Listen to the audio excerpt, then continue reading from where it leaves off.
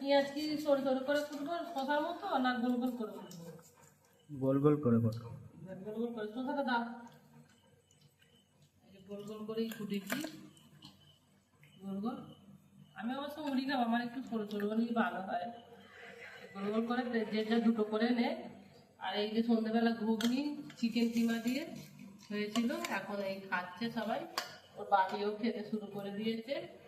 আর সব শুধু মানে ক্যাসারোলের ভেতর থেকেই সবাই রুটি নিচ্ছে, আর বাটিতে ঘুগনি দিয়ে দেওয়া হয়েছে। এই যে বাটিতে সব ঘুগনি দিয়ে দেওয়া হয়েছে, আর আমি একটু ডিমের তরকারি আছে এইটাতে মুড়ি খাবো, কারণ এটা একটু শুধু খাবো। আর এইটাতে মুড়ি খেয়ে নেবো, পেঁয়াজ দিয়ে আর কাঁচা লঙ্কা খাবার চাই, ভাত দিয়ে মুড়ি দিয়ে। রুটি আমি খাই না, রুটি পরোটায় তো আমি খাই না, আমি রুটি আর ভাত আর মুড়ি, এই দুটি আমার শান্তি।